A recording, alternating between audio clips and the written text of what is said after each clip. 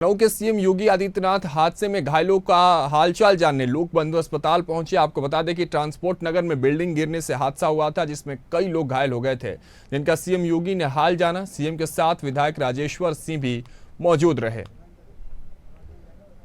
लोक बंधु अस्पताल पहुंचे सीएम योगी आदित्यनाथ लगातार जब से ये पूरा घटना हुआ उसके बाद एक्शन में दिख रहे थे योगी। उन्होंने ट्वीट भी किया। ट्वीट करने के बाद वहां निर्देश भी दिए कि तेजी से वहां बचाव कार्य हो। और अब आज सुबह वो लोक बंधु अस्पताल भी पहुंचे, जहां वहां घायलों का इलाज चल रहा है। जो लोग उस बिल्डिंग गिरने में घायल हुए थे उनसे पहुंचकर उनके पास पहुंचकर उनका हालचाल जाना, उनसे बातचीत की और तमाम उनके सुविधाओं की बात कही और उसके निर्देशन भी दिए।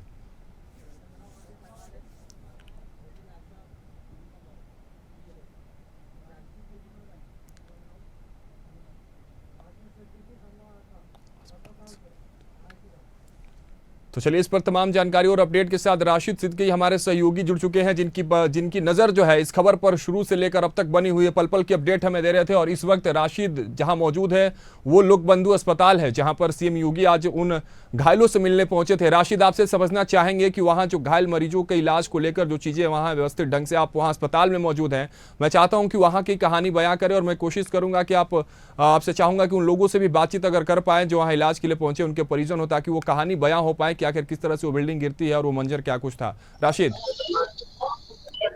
जी बिल्कुल राघवन, बताना चाहेंगे जिस तरह से यहाँ पर अभी मुख्यमंत्री योगी आदित्यनाथ आकर उन्होंने मरीजों से मिला, उनके परिजनों से हालचाल जाना और उसके बाद उन्होंने हर सुविधा देने की बात कही। और उसके बाद अभी ब्रिजेश पाठक भी यहाँ पर बस थोड़ी देर बाद अभी यहाँ से निकले हैं। हालांकि जिस तरह से उन्होंने अस्पताल प्रशासन से लेकर और सभी को एक निर्देश जारी किया, किसी प्रकार की कोई लोगों को तकलीफ नहीं होनी चाहिए, कि कहीं ना कहीं से जिस तरह से देखिए जो हादसा था वो बेहद दर्दनाक था, जिसको लेकर लगातार मुख्यमंत्री योगी आदित्यनाथ इस पूरे मामले पर नजर बनाए रखे थे। और जो देखा गया है जिस तरह से 30 लोग अभी भर्ती हैं, हालांकि उसमें से कुछ लोगों की अभी हालत बेहतर है। जो हमने भी उनके परिजनों से अंदर हालांकि बात किया तो उन लोगों का जो बताना है कि हाँ अभी स्थिति जो है उनकी ठीक है और जो इलाज हो रहा है वो बेहतर तरीके से हो रहा है उनका। तो उनको जो सुविधा मिलनी चाहिए वो अभी लगातार उनको मिल रही है। राशिद, एक चीज और कि जिस तरह से 20-22 घंटे हो चुके हैं कल के घटना के बाद, बिल्डिंग गिरने के बाद, आंकड़े जो सामने निकल कर आए, क्या और भी लोगों के फंसने की खबर आ रही है? क्या और भी लोगों की ऐसी खबर आ रही है? क्योंकि आप जो आंकड़ा बता रहे हैं 30 लोग घायल हुए हैं और 9 की मौत हुई है उस दलदल में, उस मलबे में गिरने के बाद, तो आंकड़ा बढ़ रहा है। वहां जो रेस्क्यू था वो रुक गया, क्या टोटल डिजिट सामने निकल कर आ गया? क्या सब कुछ वहां ठीक ठाक है राशिद?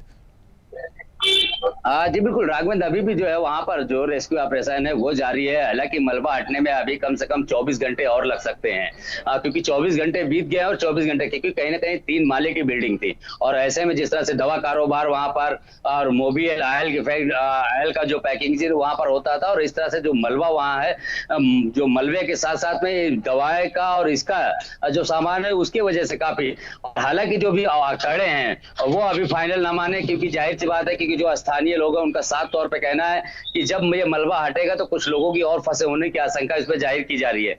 क्योंकि जो है आगे का हिस्सा है वो अभी साफ हुआ है, पीछे का जो पोजीशन है जिसमें जो है दवाओं का काम चलता था, जिसमें मोबियल वो हिस्सा अभी कहीं ना कहीं बचा है। तो जाहिर सी बात है अभी पूरी तरह से इस आंकड़े को अभी जो है माना ना जाए। हालांकि हाँ, जिस तरह से 8 लोगों की जो मरने की संख्या है वो कंफर्म हो चुकी है, 30 लोग जो घायल है वो भी कंफर्म है। लेकिन अब देखना ये होगा कि जितनी जल्दी लेकिन देखिए लगातार चाहे बारिश हो चाहे जिस तरह से, लेकिन लगातार वो टीमें लगातार काम कर रही हैं। उन्होंने हर एक सफल प्रयास किया है कि लोगों की किसी तरह जान बचाई जाए, उनको जाए। अब सवाल ये उठता है कि जितनी जल्दी वहां से मलबा हटेगा उसके बाद जिस तरह से एलडीए के अधिकारियों ने जांच प्रक्रिया भी चालू कर दी है, वहां पर सभी इंजीनियर जो है एलडीए के वो आकर बैठ गए हैं। अब सवाल ये उठता है कि उसमें जांच में किस तरह से क्या कार्रवाई करते हैं। जिस तरह से स्थानीय चौकी इंचार्ज ने जो बिल्डिंग मालिक है उनके खिलाफ मुकदमा दर्ज करा दिया है, तो अब जाहिर सी बात है जांच प्रक्रिया के बाद ही निकल के आएगा किस तरह से बिल्डिंग ये गिरी है, क्या कारण रहा होगा और कौन कौन लोग इसमें दोषी हैं।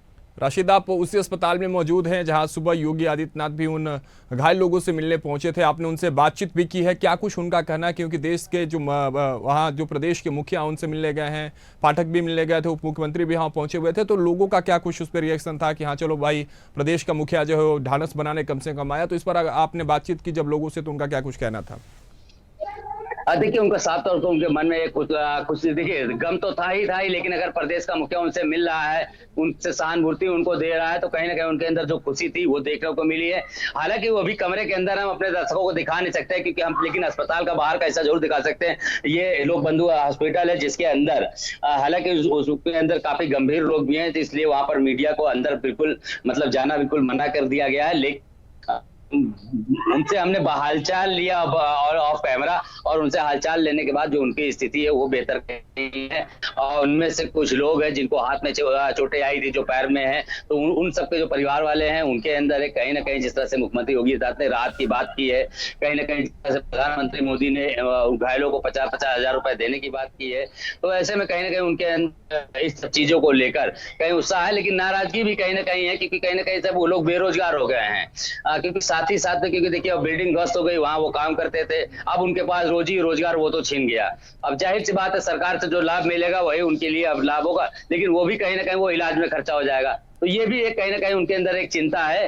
इसको किसी तरह की कोई बयानबाजी नहीं हुई, ना ही तो किसी तरह का कोई संतोषजनक जवाब लोगों को दिया गया है।